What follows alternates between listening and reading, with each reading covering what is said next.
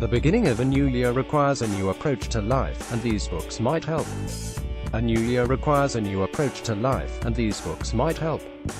You're not that great, but neither is anyone else. Elan Gale. Grand central message of this contrarian self-help book can be expressed in 3 short sentences. Get over yourself. Yes, author Elan Gale, tongue-in-cheek, believes we'd all be healthier and happier if we embraced the power of negative thinking. Instead of wasting time, money and energy on self-improvement regimens, we should just get on with our lives, and in so doing have a fighting chance of becoming satisfied men and women. Gale is the executive producer of The Bachelor and its TV spin-offs, and the author of previous spoofs, including Texts from Your Ex and Tinder Nightmares. Article continued below. The Lazy Girl's Guide to Life: 100 Ways to Hack Your Look, Love, Work. By doing almost nothing. Jennifer Byrne Adams Media. This is a compendium of amusing, and occasionally possibly useful, life hacks for ladies seeking success with very little effort.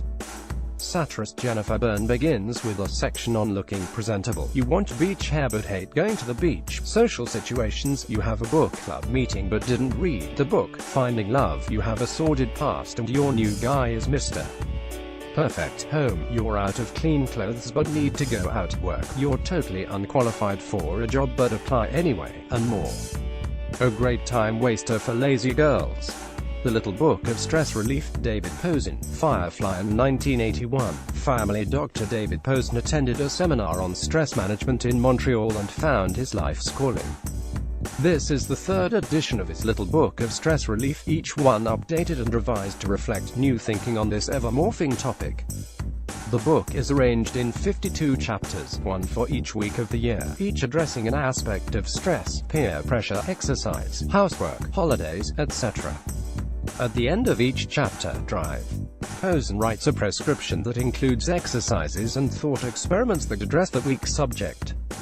What would Nietzsche do? Philosophical solutions to everyday problems. Marcus Weeks. Firefly. Your author Marcus Weeks surveys the great philosophers, Nietzsche, as the title suggests, but also Socrates, Kant, Hume, Derrida and many more, to find answers to life's burning questions. How do I mend the broken heart? Should I incriminate my colleague to avoid getting fired? Will taking drugs help me make sense of the universe? Why do I feel guilty walking past a panhandler? And more. A related book from publisher Firefly, What Would Freud Do? How the Greatest Psychotherapists Would Solve Your Everyday Problems, by Sarah Tomley. Both are fun and perhaps helpful.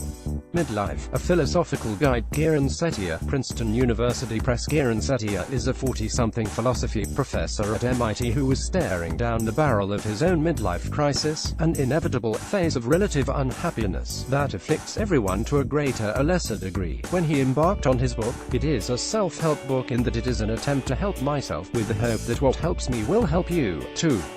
Having said this, he sets aside his personal travails and embarks on an accessible exploration of what history's great thinkers have had to say on the subject.